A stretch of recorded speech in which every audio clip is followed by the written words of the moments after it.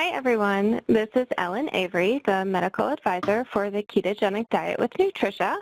Thank you all for joining us today for our webinar, Cooking Tips and Recipe Adaptation on the Medical Ketogenic Diet. Before we begin our webinar today, I'd like to give you a little background about Keto University. Keto University began as a 3-day live conference, but given the circumstances, we have transitioned it into a series of webinar events. This is our 9th webinar out of our series, so we are very excited to be having this webinar today. So this webinar, as I said, is going to be given by Chef Rachel Finn and is the 9th of our 10 webinar series that is led by our experts on the medical ketogenic diet for epilepsy. These webinars provide information from ketones to cooking, vitamin and mineral supplementation to the fundamentals of the diet. We look forward to bringing you the last 2 webinars in this series. Without further ado, I'd like to introduce our medical chef, Rachel Finn. Rachel Finn is a patient chef educator based in Kansas City, Missouri. She has a background in hotel and restaurant management and owned a restaurant for 17 years. Since closing her restaurant, she has been creating a kid-friendly approach to the medical ketogenic diet. She develops individual plans and creates recipes for children on the medical ketogenic diet, as well as those patients who require a low-protein diet. She also hosts monthly cooking classes for her patients where these recipes are tested and kid approved. She has also been working on a recipe book, so where she puts these recipes into practice. She is very passionate about creating foods that normalize a way of life for her patients. And throughout the webinar, we will be taking your questions for our Q&A session at the end of the webinar. If you have any questions, feel free to put those questions in our Q&A box and we will get to all of them as time permits. Without any further ado, I would like to pass it off to Chef Rachel to begin our webinar. Thank you, Ellen. As you kindly said, I am a medical chef educator and I work with patients, mainly pediatric patients. My disclosures are I'm a consultant and keto chef ambassador for Nutrition North America. Today I'm going to be talking about converting a home recipe into a ketogenic friendly recipe. This is taking, like I said, a home recipe and going through it and how to make it keto friendly and actually adapt it to patients and their ability to enjoy ketogenic foods. So there are a series of tips throughout this talk, and first one is really the key part of when you are trying to adjust a recipe, of a whole recipe or a request from a family or a patient. You need to weigh in on balancing the recipe. So, you know, from a nutrition, from a medical perspective, we're looking at the ratios, the calories, and the protein. And from the patient's point of view, they're looking for flavor, texture, the final product, and maybe the ease of making the recipe if they're a caregiver. So with that, you know, some of the substitutes that we know going in from adjusting a ketogenic recipe, a meal to, from a home style recipe to a meal, a ketogenic meal, you want to take, you know, these are just some substitutes that we know that are pretty easy. So this is milk, you know, you can switch out heavy whipping cream and a little bit of water, or heavy whipping cream and milk, whole milk, or heavy whipping cream and half and half. The last 2 of those actually make it a little more palatable for our patients to drink and actually work really well in if you're doing a baked good or a pudding or some kind of creamy sauce product. Sugars, we can always substitute regular granulated sugar or the brown sugar to a stevia leaf extract, either granulated or the liquid erythritol and sucralose. And there's also monk fruit. There's a slew of other substitutes out there. There is discussion and talk about using a combination of some of these sweeteners to make a product a little bit more palatable for our patients. Flour, almond flour, coconut flour, nut flours, or even medical formulas such as KetoCal, so that you can use those for substituting flours in your recipes. Some of the creative substitutions are, like for all-purpose flour, you can do a combination of almond flour or coconut flour. You can make a combination of almond flour and coconut flour, or one of the medical formulas like KetoCal, but you have to use some kind of alternate flour like almond flour or coconut flour. For whole wheat flour, you can use almond flour and coconut flour plus a little bit of ground flaxseed that gives the look of whole wheat flour. Now this is a fun one, the grits. So in paleo cooking, you would take cauliflowered rice and add a little bit of almond flour and water, and the water releases the oils from the almond flour and makes it a really creamy texture. And with the rice cauliflower, it really does bring out the flavor of grits. And sometimes our patients don't like the flavor, the strong flavor of just cauliflower, but adding a little bit of almond flour to your rice cauliflower gives it a little bit more texture and makes it a little bit more palatable for our patients. So another substitute is like for lentils or cream of wheat or rice, again using almond flours in a ratio along with coconut flour makes it a creamy yet mouthfeel of lentils or cream of wheat. And so cooking like almond flour with coconut flour with a little bit of heavy whipping cream makes a nice little cereal for especially for babies who are transitioning into from bottles to from formula and to a regular diet. Tip number 3, I would say knowing approximate weights. And so this is just like a little guideline for as a tool you can use. So knowing that just, if you're using a half a cup of almond flour, it weighs about 50 grams. And then what is a 1 tablespoon of coconut flour? It weighs about 6 grams. These are just estimates and approximate weights because when you're doing household measures, they're always a little off. But it gives you a guideline when you are adjusting a recipe or creating a recipe for your patients. And the reason I put the slide up here is that when I first started doing the medical keto diet and working with the foods and patients, one of my families handed me a recipe for cheesecake, and it was cream cheese. It was 20 grams of cream cheese, 10 grams of butter, and 40 grams of vanilla extract. And it was all to just make the ratio work.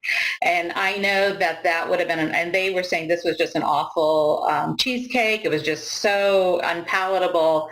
So we reworked that using the same cream cheese, the 20 grams of cream cheese, the 10 grams of butter, and 2 grams of vanilla, and then I was able to add in some sweetener and fruit to it to make it come down to the ratio. So making ratios work is not always what our patients need. What they need is palatable food that is in their ratio. So just knowing ahead of time how much is acceptable in your product is the best tool you can actually have for your patients and creating recipes. So this is kind of where I start using this is my way of creating recipes, and I am a baker. That is my background. I ran a bakery for 17 years, so I like the baking aspect, especially with these alternative diets like ketogenic and low protein, but substituting ingredients. So that becomes the tool that I'm using when I'm recreating a recipe from home style recipes. So if you're having 1 cup of all-purpose flour, I recommend using about a 1/4 cup or 25 grams of almond flour or coconut flour. And if your recipe calls for 1 cup of granulated sugar, you want to use about 1/4 of a cup of sweetener or less, and that's about 40 grams or less. And I say less because a lot of our ketogenic recipes don't need as much sweetener as we think they do. There is just something chemical that happens with the alternative sweeteners that can make your end product either flat, crispy, or just too sweet for our patients. And then the last one on this slide was 1 cup of fat, and like butter or oil, for example, you want to reduce that to about 1/4 cup or 56 grams. And now I'm sure you're asking, why am I reducing the fat? We want a high fat product. We want a high fat and baked good or whatever you're making. If you're having that much fat in it, say 113 grams versus, or more, your product is going to be flat, oily, and really hard to eat. It's going to it'll be falling apart on you. So reducing the amount of fat is important to get the end result. And you're still going to have a high fat item just because you are reducing the amount of other carbohydrates in your original recipe. So we're using a high fat almond flour. We're going to a sweetener, an alternative sweetener, and then we're having the fat in our recipe. So the main part of creating these recipes really is understanding your ingredients. And so I'm not going to go through all of the recipes that we have, just because there's just so many there's so many ingredients that we can use, but I'm going to just go through several of them so you have an idea. And we're going to be actually going through a recipe that will show some of the uses for these. So almond flour, I prefer almond flour over almond meal. That's just a personal preference. It's blanched, skin removed, and ground almonds versus, the almond meal, which will have some of the skin left on it. The end product actually looks more like flour to me if you're using almond flour, and so that's why I like it. It is high fat and has carbohydrates and proteins in it. Some of the preparation advices I have for you is, even though you can get a super fine almond flour, I would also recommend blending it again in your food processor or blender to grind it to a finer texture. I actually sift it once it's ground again and then make sure any big pieces are sifted again. So it really does emulate flour, the texture of flour, especially when baking. And a lot of our patients, my patients will say, I don't like almond flour because it has that gritty or taste like nuts. Well, that's what a pediatric patient would tell you. So I try to be cognitive of what they're asking for. I recommend also using a little less oil and water, and if you're with a recipe that is just using almond flour, but be careful not to have it too thick or too thin, or the product will deflate. So you need a little bit of water, and you do need a little bit of oil just to kind of make it a good batter, but you don't want it too thin, otherwise you'll have a flat batter, which is fine if you're making pancakes or something like that, but if you're making a muffin or a cake, you want a little bit of texture. I also recommend using an extra egg or a half an egg. And adding extra rising agent like a baking powder or baking soda is always helpful when you're just using almond flour as your baking flour. Baking advice, because it is a nut, it will burn on you, so I recommend baking it at a 25-degree Fahrenheit lower in an oven. So if a recipe calls for a 350 Fahrenheit, I would bake it at 325. Like I said, almond flour may brown really quickly, so you may want to cover it with aluminum foil. I did not put this tip on here, but I always tell my families, when you're baking keto, do not leave the kitchen or oven unattended, because it can go from a beautiful product to a completely burnt one, just because there is just so much fat, and especially with the nuts, they can burn pretty fast. So the next tip is bake it for a shorter time and turn off the oven and allow it to crisp. So this would be for crackers or cookies, just like a shortbread cookie, that you want it to be crispy and not soft and chewy. And so I recommend baking it for 10 minutes in your oven, turning off the oven and allowing it to kind of dry out in that heat without the intense heat of the oven. And so this is where you have to really watch your product, and usually about takes 10 minutes to just dry out a little bit, and you'll find that your crackers and your shortbread cookies, things like that, are much more crisp, and they actually hold the crispness a little bit better. When you're baking muffins and cakes and things like that, I also recommend that you completely allow the keto-friendly baked good to sit and cool completely. That allows the fat to reabsorb and the moisture to reabsorb back into your batter, and it's a better texture and it holds together much better. Coconut flour is also a fun ingredient. It is made from your coconut meal that is dried and then powdered. Some of the advice I have preparations advice is you want to substitute a 1/4 cup or 25 grams of coconut flour for every 1 cup of regular all-purpose flour in a recipe. I have had more parents come to me and say they've tried to do equal 1 cup of coconut flour to 1 cup of all-purpose flour, and they ended up throwing away that product because it was just, it was like cement. So just knowing that coconut flour is a very small portion of your final product. And so for every 1/4 cup or 25 grams of coconut flour, you want to use about 1.5 eggs or 75 grams and a liquid.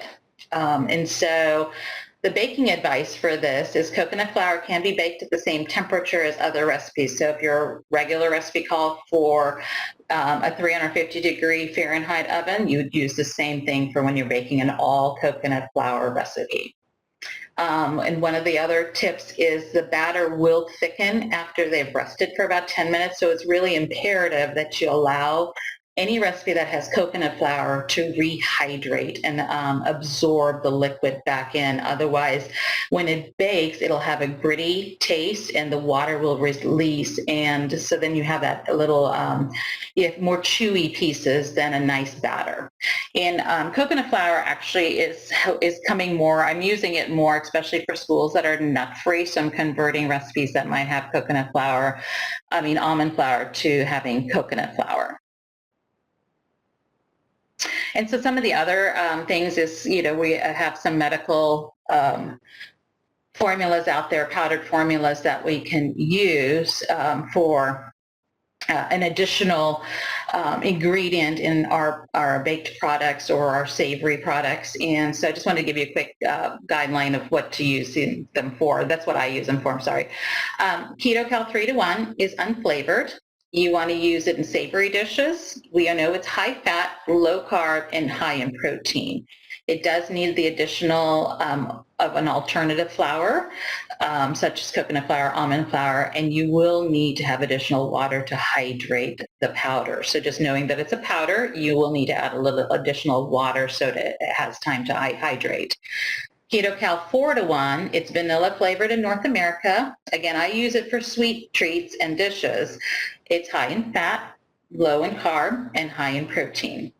And it does need the additional flour, such as coconut flour and almond flour, and will need additional water to hydrate. Some of the other formulas that are out there, some of the other medical powders that you can add in are high in fat, but they're also high in carb and low in protein. So trying to build that into a patient who might be on a 4-to-1 or a higher ratio, it's really hard sometimes to work those in, especially for an acceptable portion size.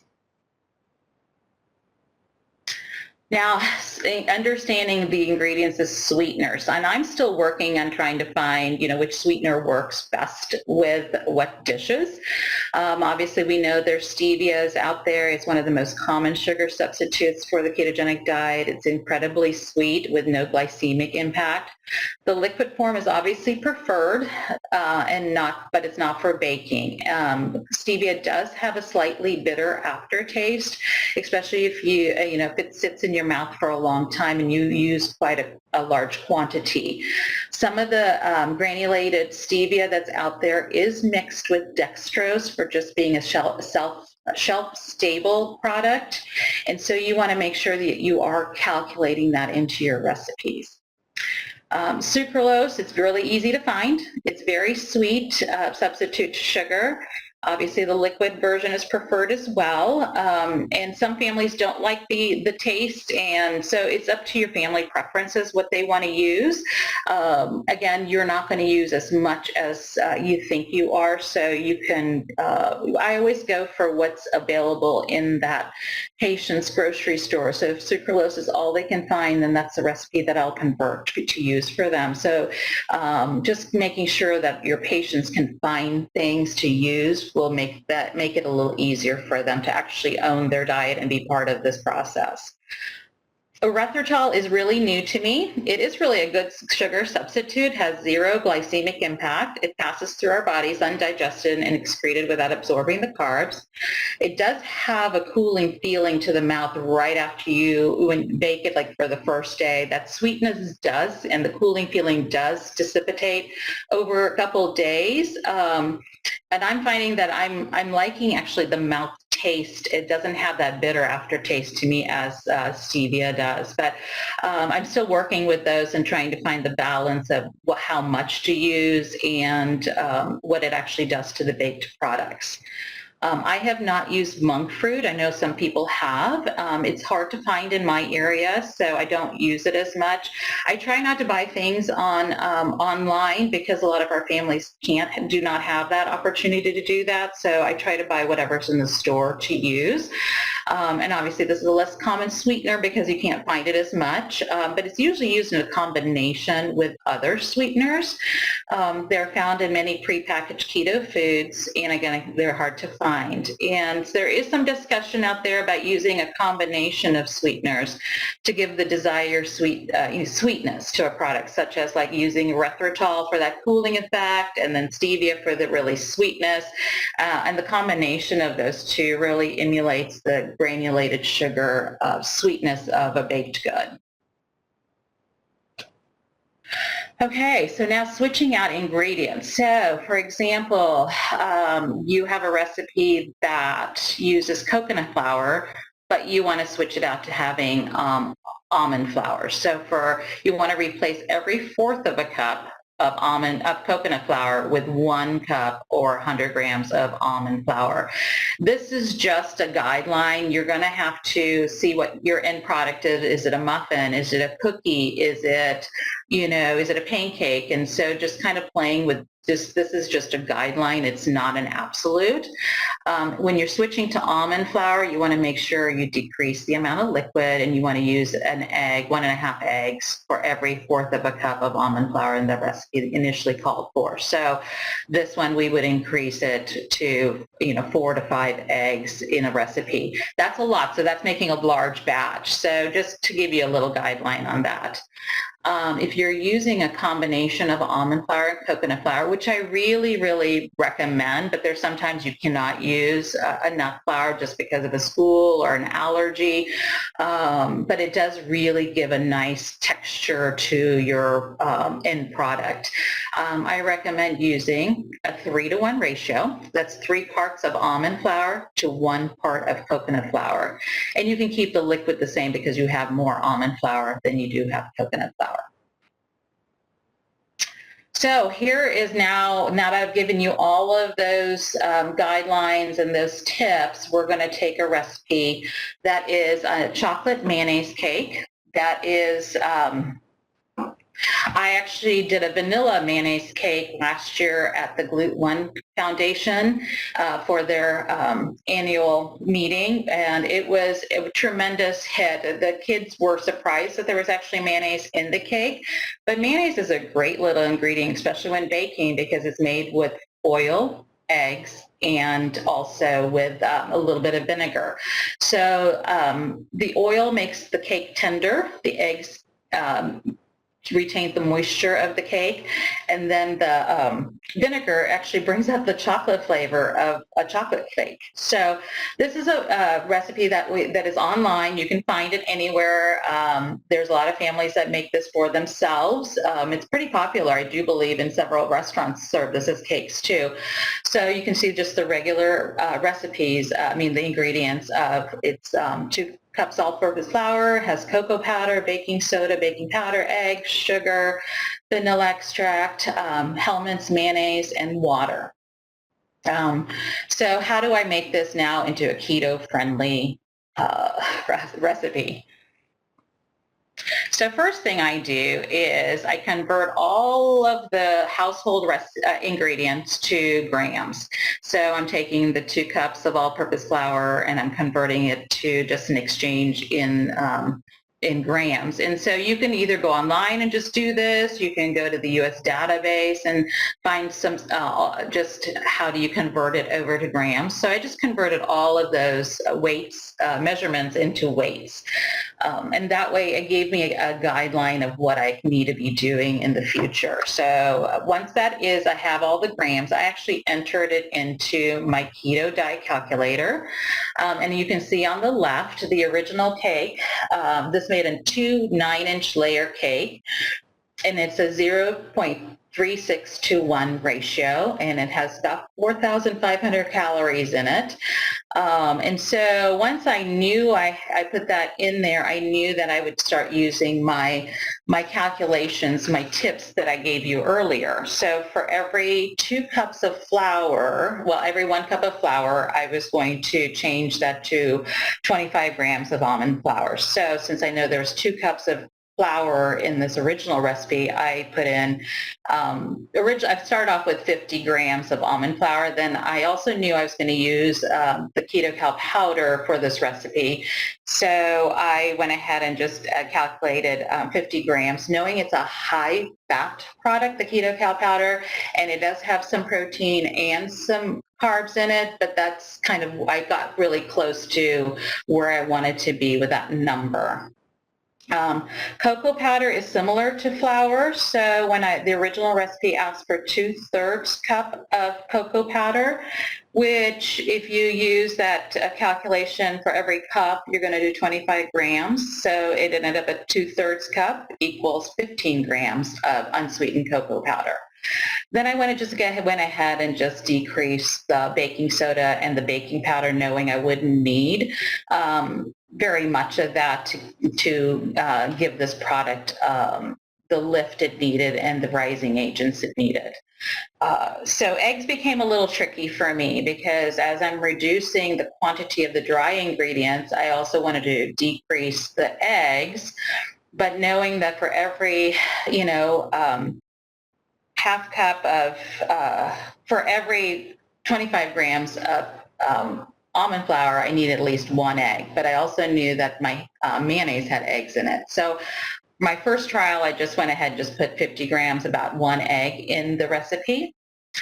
And so then sugar, that was another hard one. So the original recipe called for 1 2/3 cup of sugar.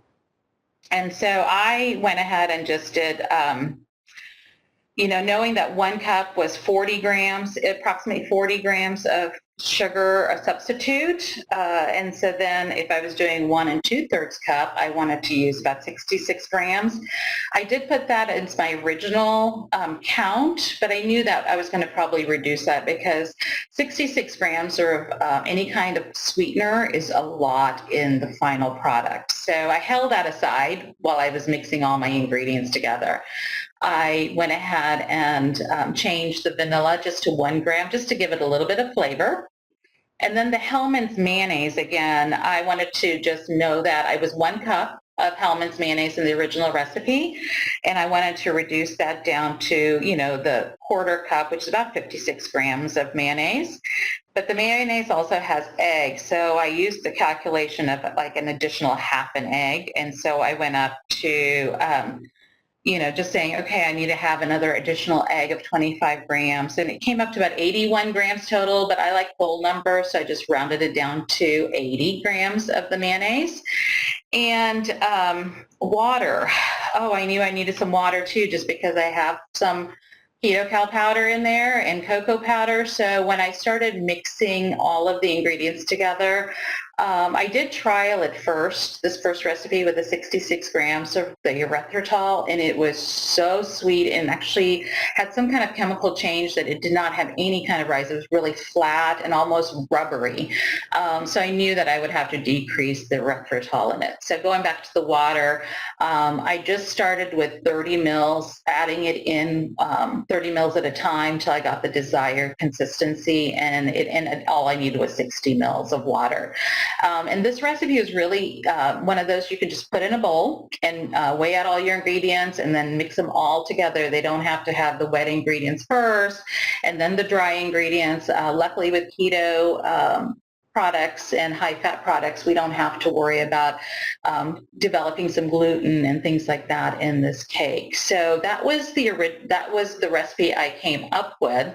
And then when I was doing the calculations in Keto Calculator, it did come up to a 3-to-1 ratio. But really what I was looking for, it didn't have to come to a 3-to-1 ratio, because when I first put in the erythritol, it was like a 2.5 to 1 recipe, but then it wasn't a good product. So when I reduced that erythritol, it came up to a 3-to-1 recipe. But what I was most concerned about was the amount of calories. So if you looked at that original cake on the left side, it was 4,558 calories. That's a lot of calories, and so I knew that the portions would be really small. So going to a cake that it was only, all of the cake was 1,200 calories, that I knew that I could get 12 portions of the cake for my patients at 100 calories each portion.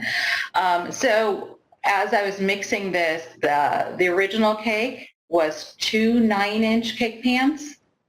Now the keto cake was a quarter sheet pan. So that quarter sheet pan is a 9 by 6-inch pan with a 1-inch depth.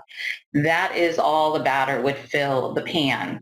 You could bake it in a 2-cup ramekin cake, like a ramekin bowl.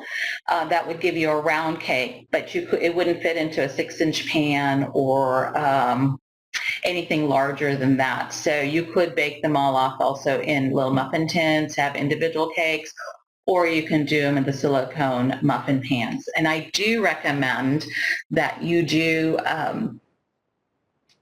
grease your pans. Make sure you're greasing your pans with some kind of cooking spray before you put the keto product in it, just because even though it is high fat, it will stick to your pan. So every chocolate cake needs a chocolate buttercream recipe. So this is a pretty simple recipe. It's 113 grams of butter, which is 1 stick of butter, 20 grams of unsweetened cocoa powder, and 30 grams of erythritol. This, once you soften the butter and mix in all the ingredients, it's a really good activity also for kids to help you because it's easy to mix in. You can use this also for little candies. You can put them in little molds for candies. As you can see, it's a pretty high ratio. If you want it to be that 10-to-1 ratio, I would go down a little bit on either the sweetener or the cocoa powder, probably the sweetener, and just if that's something that's important to you. So you can make these as, fat bombs, you can make them as candies, but it makes a really great icing for the cake. So what does our final cake look like? There is the little cake that I baked off in a little ramekin. It was actually a 1-cup ramekin. So I put 60 grams of the cake batter into the ramekin, and I baked it at a 325 degree oven for about 20 minutes. And then once it was cooled, I actually split it, and then I put 26 grams of chocolate buttercream over the top. Now, I didn't smooth out the icing and do a little fancy piping because I was trying to keep that 26 grams on the cake as much as possible. But with that ratio, with that amount of cake and the amount of buttercream, is actually a 4-to-1 cake. Ratio at 400 calories, and that cake could be easily cut into fourths, and your patient could have a nice slice of chocolate cake. So now I wanted to give you an example of what it looks like making a snack portion. So a lot of our patients have like 100-calorie snacks, and so I wanted to give you a perspective of what this looked like. After baking it, this is the very first on the left, is 100 calories at a 2-to-1 ratio. So I used 12 grams of the cake, 5 grams of chocolate buttercream, and then to bring it down to the ratio, I put 4 grams of chocolate chips. And mini chocolate chips are also a great substitute for those. These are just semi-sweet chocolate chips. The plate that they're on is a little 2 by 2 inch plastic plate, and the little fork you see on the pictures is just one of those little plastic cocktail forks that you could buy at a party supply store. So knowing that your cake is going to be a small portion, but that's 100 calories. And so the next slide over is 100 calories at a 3-to-1 ratio. So the same amount of cake, 4 grams of chocolate buttercream, but then we went just down to 1 gram of chocolate chips, which is 2 chocolate chips. And sometimes kids are okay with just 2 chocolate chips. You know, the families could chop that up and sprinkle it over their cake if they wanted to, or they can just have the kiddo eat the chocolate chips along with the cake. And then when you go to a 4-to-1 ratio, you could just do 12 grams of the cake and 6 grams of the chocolate buttercream. And then I just showed a little bit more, like if you went to 150 calories, what those calculations could be. And the 200 calorie one, that actually I baked in a mini silicone muffin pan, tin cup, and it was 30 grams of batter that was in there that was baked, and then I topped it with 13 grams of buttercream. So I think that would be a very acceptable birthday treat, an afternoon treat, part of some celebration, or just, you know, just for fun. It makes the kids' life a lot more interested in being on the ketogenic diet and giving them a little bit more to look forward to. So now, though, you've gotten the sweet side of things, so I'm going to show you a few recipes that I changed for savory. So this is one of my favorite side dishes. It's the Thanksgiving stuffing, which, you know, traditionally makes with bread, and then you have onions and celery and a bunch of herbs and ground broth and eggs. And we do have recipes out there that families could make keto bread and then make their stuffing, but a lot of families don't have the time. By the time holidays roll around, or especially even evenings, they're really what's a quick way to make dishes. So this is a KetoCal Thanksgiving stuffing that we had made a couple years ago for an event in Cincinnati, and it's using coconut flour and the KetoCal powder. You can also substitute almond flour for that. I would do that 3-to-1 ratio, 3 parts of almond flour to 1 part of coconut flour. So it'd be 60 grams of almond flour to 20 grams of coconut flour. Your ratio will drop, though, just knowing that it's not as high fat. So just to know what your ingredients are and know what your calories and the fat your macros are. So this one I use bone broth. You can substitute chicken bouillon cubes for this, or some kind of flavoring of that. You can change the flavors to fit your profile. I always add some kind of seasoning. So this one had a little bit of poultry seasoning and onion powder, eggs, and then oil, and I just mixed it all together, and it looked like just a mush. A very soft kind of a dough, and then we baked it in a 350 oven for about 15 to 20 minutes. I let it dry out, and then I fluffed it, and it looked like stuffing, actually tasted like stuffing. And so that was an easy preparation for families to use. What else can you do with that? So that same stuffing recipe, you can actually take some of the topping and top that for casseroles. You can make tamales from that by just taking that same dough, changing up the flavorings, maybe putting a little bit of chili powder, cumin powder in it, and spreading it on a parchment paper or a foil, and then folding it over and baking it for about 15 minutes. And then you could serve it with a fatty enchilada sauce or something with sour cream, just for some variety for your kids' lives. This also made a nice little crust for a savory quiche. So I just put a little bit of that stuffing on the bottom of a silicone muffin pan, and then poured the egg topping with cheese on top of it, and it baked up into a beautiful quiche. And the other parts is being really creative. You know, I talked about dal earlier, lentils. This we did last year for an Indian-inspired cooking class in Chicago. And this does not use the same ratio of almond flour to coconut flour because I wanted it to be a little bit more like a gravy that you're putting over cauliflower rice, or they're eating it with some kind of protein and vegetables. So I did like using onions, raw onions, as well as onion powders. You get more bang for your buck if you're using powders of your spices, but sometimes the mouthfeel and the texture needs to be there by using just regular onions or garlic. I did use some of the cumin seeds and a little bit of mustard seeds in there, just like a pinch of mustard seed, not even very much, just to give it that look of the lentils.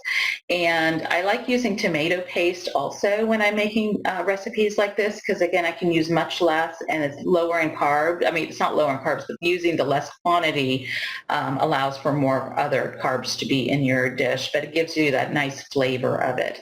We did add in some liquigen, which is MCT oil. You can just use MCT oil and water, or you can put coconut oil in. You just want to calculate that all out into your recipe. But I wanted to give some just variety of being creative and thinking outside of what we normally do for our families, and it's a really fun place to be able to come up with some ideas and just using some base knowledge of, you know, what does almond flour do, coconut flour do, those kind of steps on how to make a product work. It has brought a lot more variety to our patients' lives and their diet.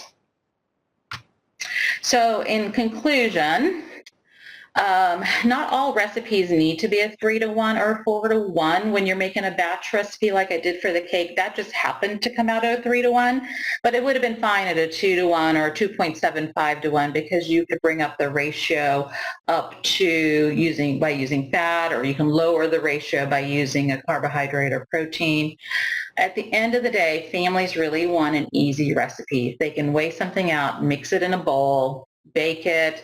They want it easy. One of the things I do when I do convert recipes is I make sure that I'm following steps.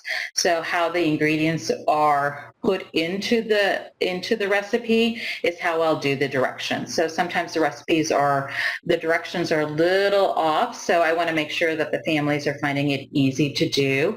And I like to also find ways to have families incorporate their kids into the kitchen. And so cracking eggs is a great way to get families involved, kids involved. They can whisk or use a spatula to stir things. So like making that buttercream, that's an easy activity for a patient. And they'll probably swipe a little lick just because it's chocolate buttercream, but it's a 10-to-1 ratio, almost a 10-to-1 ratio. So I'm okay with that sometimes. Really, at the end of the day, our patients want tasty food and a portion that will satisfy their visual appearance. So if you can give them a cake that looks like a cake, that they're happy. If you give them a cake that's flat and deflated, they're not going to be really wanting to eat it, and you'll have to power through that meal with them. So these pictures on the slides are just really from our Keto University classes that we've done over the years, and getting the dietitians involved and providers involved has been fun just to see how ingredients work and how recipes work. And we did do some tutorials a couple of years ago. These are all, you can find them on YouTube. And so these are like a chicken nugget recipe, tater tots, pizza muffin, and chocolate donuts. And then you can adapt them to your own family's needs, but the recipes are on those YouTube videos. And here are my references for the sweeteners, because I'm still working on the sweeteners. So I want to learn more about how they actually cook. And my next cooking project will be taking that chocolate buttercream cake, chocolate cake, and trying the different sweeteners to see which ones work and which one doesn't, and showing you what a baked product looks like with all the different sweeteners. So it's a great way to start just exploring what's really out there and what families are exposed to and what they're asking us to do.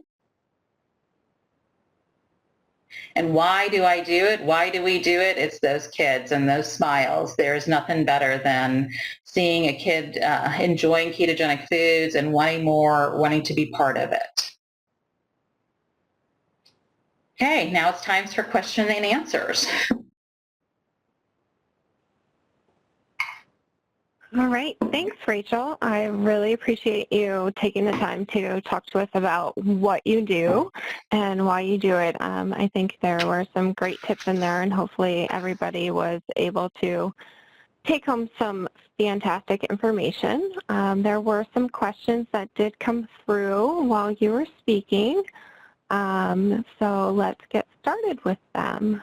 I know the first question that came through was about, I know a lot of you deal with this on a regular basis with your patients. What is the most affordable substitution for flour and for sweeteners? Oh, that is $1 million question sometimes, but I think the most affordable flour alternative right now is coconut flour, because one, you can buy it in a pound packaging and you use so much less. Sweetener depends again. I think that granulated stevia is the most available. But again, during COVID, it's been really hard for some families to find those kind of alternative products in their store just for stocking purposes. But I would say probably coconut flour, and every coconut flour changes. So I want, if you're using one, try to stay consistent with that particular product, whether it is, you know, a Bob's Red Mill or your local store brand. You want to just be always consistent with the same product. And again, with sweeteners, I would say probably the granulated stevia is the easiest to find out there and the most affordable at this point. Okay. And in general, you don't recommend people have a certain brand of anything, or? I say stay consistent, you know, because your body gets used to those, and then your recipes can vary between brand to brand. And so if you're sticking to one brand, stay with that one throughout your practice, at least for your patients. So your patients can always get the certain almond flour or the coconut flour, then you want to use that brand consistently, because it doesn't always translate brand to brand. Okay. And then make sure that they're reading labels and know exactly what's in there. Yes. Okay. And one of the side notes is manufacturers do change their formulations quite often. So do check your, like Ellen said, check your, you know, formulations, your labels, just to make sure they're not adding in things and extra things. Because there was a time that you could find granulated stevia without dextrose added to it. And now it always has dextrose added to it. Great. Something everybody should be double checking. Yes. In terms of your chocolate cake, one thing I wanted to know, how many times did you have to make that chocolate cake? It took me, takes me typically 3 times to do it. My first one is always a flop. The second one gets better, and then the third one is usually pretty, but I've been doing this now for 7 years, and so I get pretty good at doing this. And I also want to be really, because that's what families are doing at home, and I don't want them to waste product, so I'd rather work on it and get it together. So yeah, 3 times this time. It was a lucky 3. Okay, so for all of you guys listening, she doesn't get it right on the first try, because I'm sitting here thinking, okay, like, I know you're good, Rachel. So yes. You just have that confidence that you know all of these weights. I'm sitting here wondering, how in the world do you know all of this and you just get it right all the time? Well, that's why I have those tips. If you start off with the basic knowledge, then you have those, you can work from those. So again, I worked in a bakery for 17 years. And so you learn how to do weights and measures, and it is chemistry. And so just, you know, very quickly what things work with what. So I'm hoping that those tips will help you create some good recipes out there. Yes. Thank you. Second question on your chocolate cake. For the batter, do you weigh the 12 grams as before cooking, and then does cooking change the weight? Do you worry about the weight after cooking? So I did weigh the product after baking, before baking and after baking, and because there was so minimal water in it, I didn't have much moisture loss in it. So this particular cake, you can do either one of them. You can either weigh it prior to or prior it after. So when I was doing the cake those snack examples, those were all after baked weight, but I did not lose very much at all in moisture loss with that cake, because that mayonnaise holds together that moisture really well. Okay, fantastic. Another question. I have a lot of Hispanic families in my clinic. Most of them give up before even getting started. I think we hear that quite a lot. They just miss their Spanish rice and refried beans. Do you have any recipes for Spanish rice, refried beans, and enchiladas? Any way to convert those? Oh, there are. So we may have to have that conversation and come up with some recipes for you offline. But for like Spanish rice, I would take, like that, what I said about the cauliflower rice and the grits. Making kind of like the grits with cauliflower rice and almond flour, and then adding a little bit of tomato paste to that with a little bit of bone broth would really add to the flavor. I know you probably use onion. I don't know what other seasonings are in there, but you can use onion powder and garlic powder and those kind of things to make that Spanish rice. And it won't be as, just like it won't separate out, but I think it'll have you give the flavor of it. Enchiladas are a little more tricky, but we do have a dough that we made last year that had almond flour, and you can do coconut flour or the KetoCal. And it was a versatile dough that you could actually put whatever enchilada filling in it, and then you could put your enchilada sauce on it and bake it. And that is, I do believe, on my Keto Planner website. So you can use the dough and you can fill it in with whatever fillings your families want for that. What was the other food item? I missed that one. Is there another one?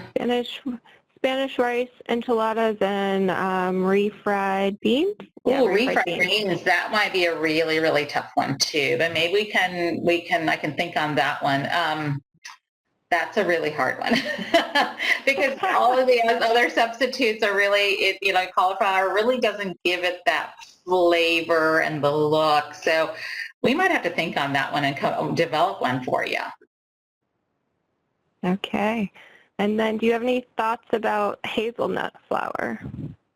I have families that use hazelnut flour. Again, I would use it in proportion. I wouldn't use straight up all hazelnut flour because the flavor is just really, really strong. So I would do it in combination with another flour just to give that taste. Actually, a family, we worked on a chocolate chip cookie recipe, and we used hazelnut flour because the kiddo wanted it to taste like Nutella.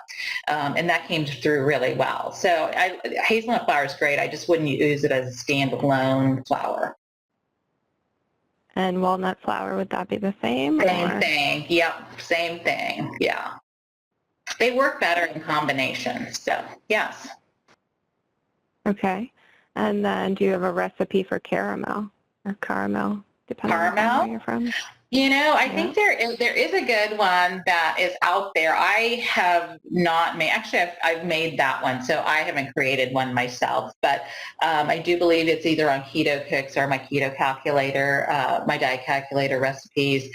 And it's use Truvia, and you brown your butter first. You're making a brown butter, and that's where you get the caramel look from. And then you add in a little bit of Truvia and cream, and that makes your caramel sauce. Gotcha. All right. I think we went through all of the questions. So for everyone else, if you could please go either scan the QR code with your phone. We would appreciate your feedback on today's webinar. And otherwise, it will be sent out via the thank you email that you all will receive. And we would love to hear your feedback on today's webinar. We use it to plan our next webinars and give Rachel her feedback from today. And in the survey will be your code to enter into nutritionlearningcenter.com to get your CE credits if you are a participant in the United States. Otherwise, feel free to email me, ellen.avery@nutrition.com, for your CE certificate. And with that, I would like to say thank you, Rachel, for this fantastic webinar. I now want some chocolate mayonnaise cake. If you could send some my way, I would Sure appreciate it, because the cake from the Glute-1 conference was amazing. So a chocolate version would be probably even better. So thank you all for attending our webinar today, and thank you, Rachel, for this wonderful presentation. Thank you for Have a having great me, day, everyone.